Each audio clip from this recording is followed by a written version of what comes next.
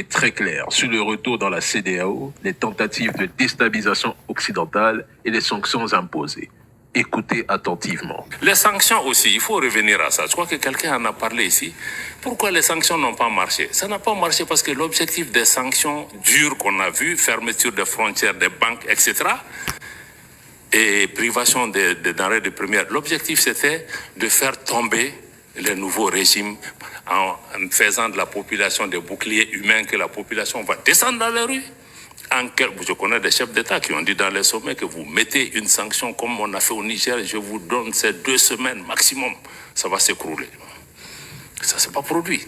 Et aussi, l'opposition CEDEAO-AES, je pense que c'est une création.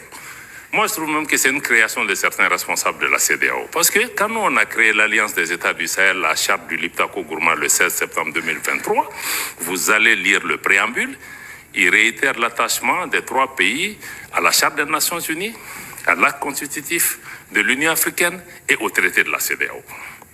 Pourtant, les 2 sommets de la CEDEAO qui ont suivi, ils ont dit non, ces gens, ils veulent casser l'intégration, ils veulent pas de ceci, ils veulent pas de cela, c'est une organisation fantôme. Donc, on a créé un antagonisme qui n'avait pas lieu d'être. Mais souvent, on peut juste vous demander où est-ce que vous étiez quand les Maliens mouraient par centaines de milliers à Tombouctou, à Gao, à Kidal, et dans la région de Mopti. Personne ne leur venait au secours. Est-ce que vous êtes interrogé comment ces gens mouraient? Et est-ce que ces grandes organisations se sont occupées de ça? Donc, je pense que nous considérons que nous passons des difficultés. Personne n'a dit qu'on veut installer des dictatures militaires, etc. Mais on a dit qu'on est en train de construire un État, de créer des conditions pour un retour à l'ordre constitutionnel apaisé et sécurisé. Mais on est dans un contexte aussi géopolitique extrêmement tendu où des forces travaillent au quotidien pour nous renverser, pour créer des problèmes dans nos pays, y compris en utilisant la presse, la société civile. Au quotidien, le Mali est en train de démonter des tentatives de déstabilisation. C'est quotidien. Et je n'invente pas la chose par rapport à ça. L'UEMOA, ce n'est pas un secret. Moi, j'ai vu le président de la commission de l'UEMOA n'a jamais voulu rendre visite au Mali en disant que nous, il n'a pas reçu d'autorisation pour le faire. Mais quand on est même suspendu, toi, tu es secrétaire. Parce que quand on est suspendu, je vous dis, on est obligé de payer nos cotisations. Donc, ça veut dire que le président de la commission, je le paye. Il est obligé de venir au Mali, de regarder c'est quoi la situation. Donc, je pense que toutes ces séries d'erreurs doivent pouvoir être évitées de mon point de vue. Notre sœur journaliste de Africa, il a dit l'accès à la mer. Vous savez, l'accès à la mer n'est pas une condamnation à mort. L'enclavement. La Suisse est un pays enclavé. Deuxièmement, nos pays ont vécu des années après les indépendances, avant la création de ces organisations. Nous avons des modalités. Nous avons même des modalités bien avant ça. Si un pays côtier peut te taper la poitrine, c'est parce que tu as des pays enclavés en face, qui sont tes clients. Parce qu'autrefois, nous, on pensait que c'est le Mali qui dépendait des pays côtiers, mais aujourd'hui, tous les pays où il y a des ports, ils sont tous à Bamako représentés en compétition. Parce que je peux décider d'utiliser Cotonou. Si Cotonou me fatigue, je vais aller à Dakar. Et il me faut. Donc, moi, je pense qu'être enclavé aussi, bon, c'est une contrainte physique. Mais ce n'est pas une condamnation à mort. Les pays qui ont investi des milliards de dollars, qui se sont endettés pour renforcer les capacités de leur port, mais sinon on n'utilise pas leur port, ils vont aller où?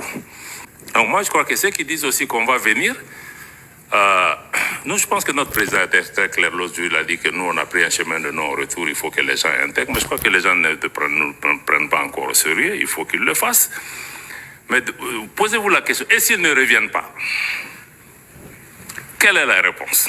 Donc je crois que prenons les 2 options et disons-nous, on est tous des hommes politiques. Je crois que toutes les options peuvent être possibles, mais posons-nous aussi l'autre question. D'ailleurs, je pense que notre frère du Maroc l'a indiqué, que bon, il y a d'autres initiatives qui viennent. Le Maroc a mis en place cette initiative royale.